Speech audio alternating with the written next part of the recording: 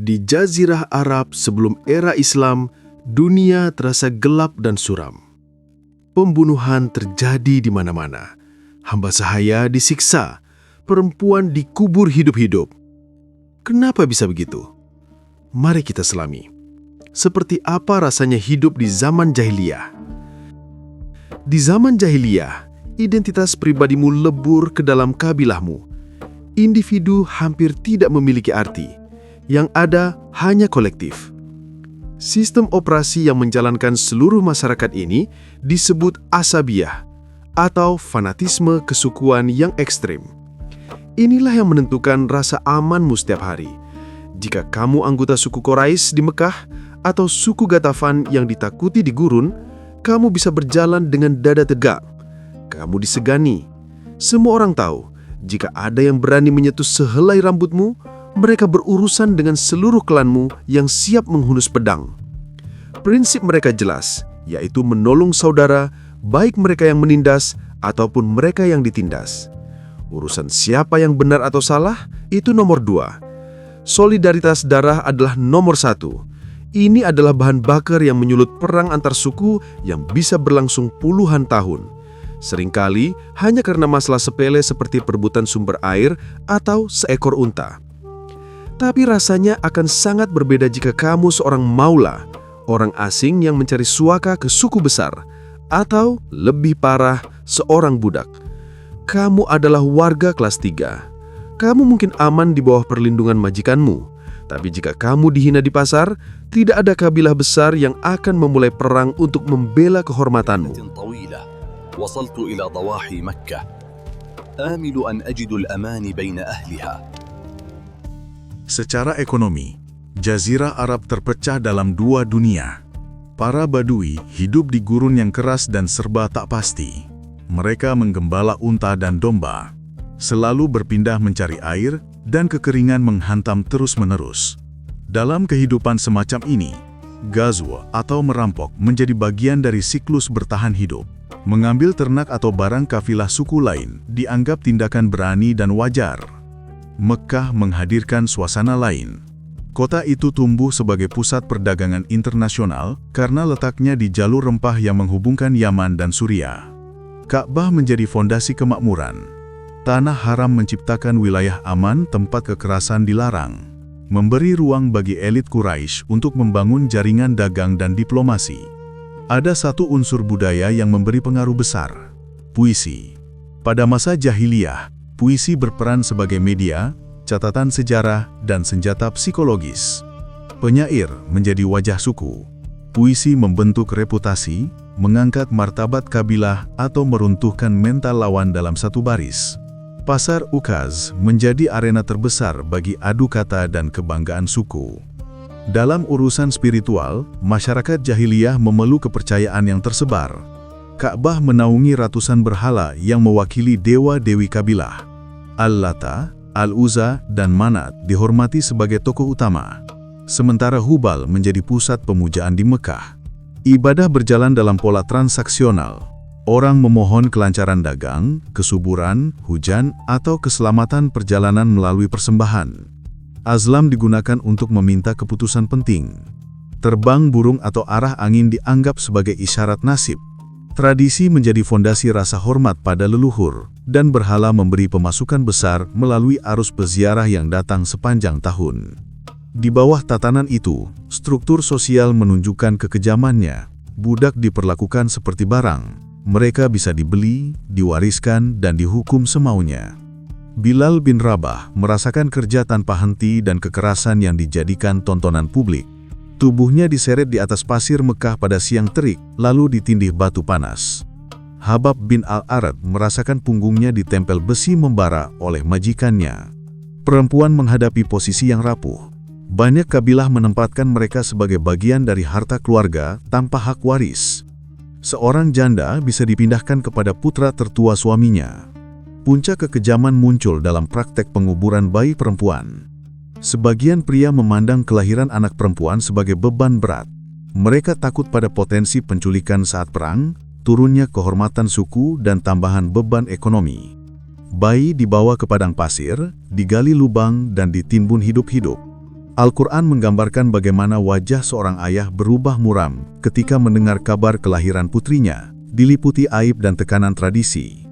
Dunia itu berdiri di atas rasa haus akan kehormatan, kekuatan, dan gengsi, sementara kelompok marginal menanggung beban paling pahit. Silks from the east, come and see. I offer 5 silver dirhams for the jar. Di tengah kegelapan moral yang menyesakkan, Allah Subhanahu wa Ta'ala menghadirkan perubahan besar. Perubahan itu bermula dari seorang pria yang sejak muda dikenal jujur dan teguh pendirian, Muhammad bin Abdullah, yang digelari Al-Amin, yang artinya terpercaya. Beliau berasal dari keluarga terhormat Quraisy, klan Bani Hashim, dan hatinya terus gelisah melihat kekejaman yang terhampar di sekelilingnya. Dalam kesunyian Gua Hira, waktu berhenti sejenak ketika malaikat Jibril alaihissalam datang memeluk beliau dan membawa wahyu pertama. Iqra, bacalah. Momen itu mengawali perjalanan kenabian yang mengguncang seluruh tatanan lama. Pesan yang disampaikan Rasulullah atas perintah Allah Subhanahu wa Ta'ala membawa arah baru yang menggeser fondasi masyarakat jahiliyah. Ajaran pertama adalah tauhid murni. Seruan untuk mengesahkan Allah dalam surat Al-Ikhlas membawa gemuruh spiritual yang dahsyat. Di tengah masyarakat yang menggantungkan nasib pada ratusan berhala, lafal La ilaha illallah hadir sebagai pukulan telak. Bagi orang Quraisy, gema kalimat ini terasa seperti penghinaan terhadap martabat suku dan ancaman bagi kemakmuran Mekah yang bertumpu pada tradisi pemujaan. Ajaran kedua adalah keyakinan kepada hari kebangkitan. Rasulullah menjelaskan bahwa hidup manusia berlanjut menuju hari perhitungan. Setiap tindakan akan dinilai hingga sekecil partikel debu, sebagaimana tercatat dalam surat Az-Zalzalah. Pesan ini terasa menggentarkan bagi mereka yang menikmati kekuasaan. Penindasan, penguburan bayi perempuan, penyiksaan budak, dan kecurangan dalam perdagangan tiba-tiba berada di bawah pengawasan keadilan yang tidak bisa dihindari. Ajaran ketiga adalah kesetaraan manusia. Allah Subhanahu wa Ta'ala menurunkan firman dalam surat Al-Hujurat ayat 13 yang menegaskan bahwa kemuliaan terletak pada ketakwaan. Ajaran ini mengguncang struktur sosial yang dibangun atas kebanggaan garis keturunan.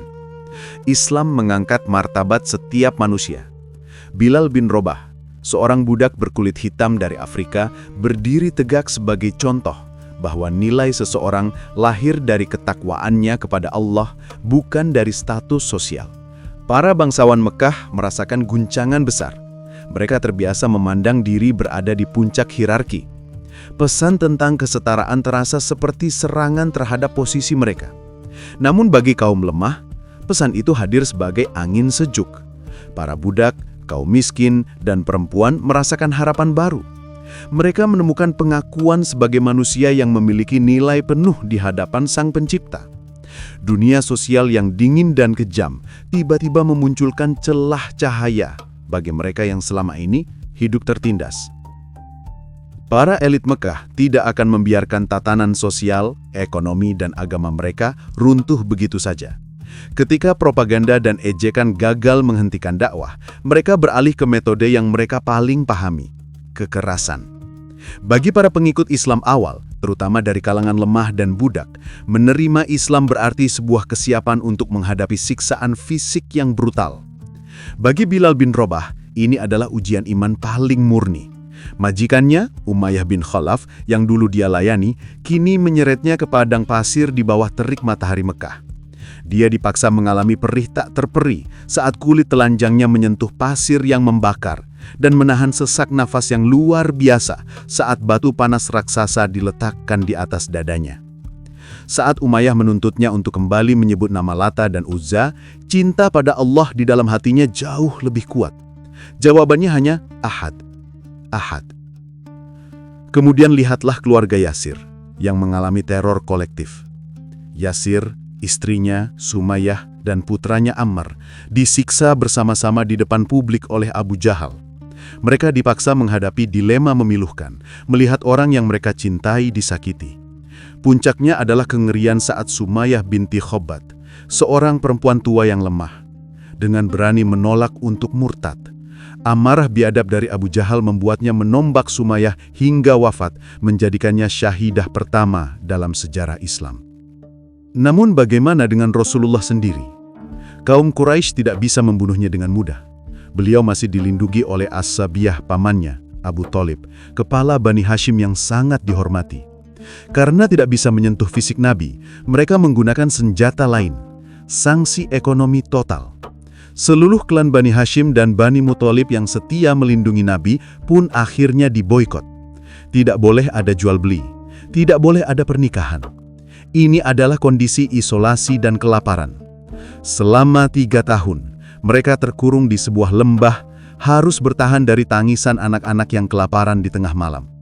Keputusasaan itu memaksa mereka memakan dedaunan kering atau kulit binatang hanya untuk bertahan hidup. Ini adalah perang antara loyalitas suku melawan tekanan kolektif seluruh Mekah. Siksaan yang berlangsung selama 13 tahun di Mekah membentuk luka yang dalam. Pengikut Rasulullah hidup dalam tekanan yang menghimpit dari segala arah.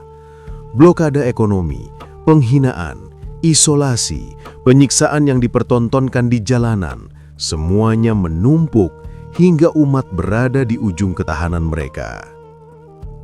Pada saat genting itu, turun perintah Allah untuk melakukan hijrah. Perintah ini hadir sebagai cahaya yang membelah pekatnya kekejaman Quraisy. Perjalanan menuju Madinah, yang saat itu dikenal dengan nama Yathrib, menjadi langkah besar untuk membangun masa depan baru.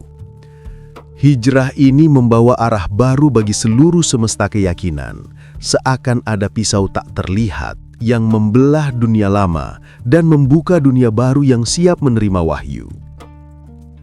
Bagi kaum muslimin, meninggalkan Mekah menghadirkan rasa perih yang sukar diungkapkan. Rumah-rumah yang mereka bangun dengan tangan sendiri harus ditinggalkan.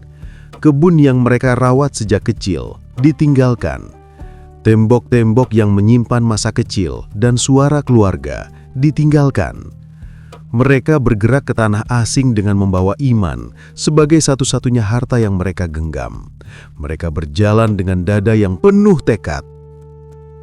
Jalan itu berubah menjadi jejak pengorbanan yang sampai hari ini dikenang sebagai puncak keteguhan akidah.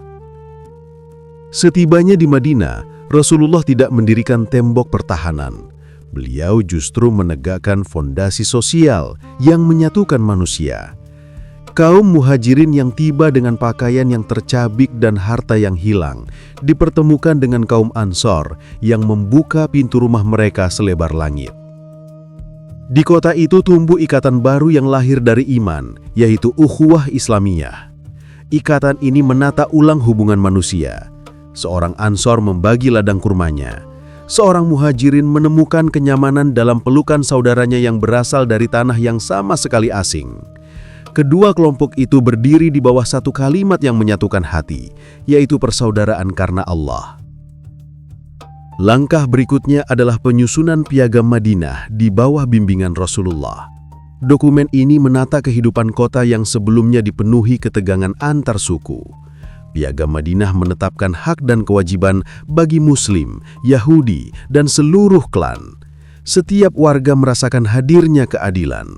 Kota itu berubah dari tempat penuh kecemasan menjadi tanah yang dinaungi hukum. Ummah lahir sebagai satu tubuh yang bergerak bersama di bawah kepemimpinan Rasulullah. Kedatangan Rasulullah membawa perubahan yang merasuki akar-akar peradaban. Iman mengalir ke dalam dada manusia. Rasa bangga buta terhadap garis keturunan berubah menjadi cinta pada kebenaran. Suara suku yang menjadi pusat identitas berubah menjadi kesadaran bahwa diri ini bagian dari ummah.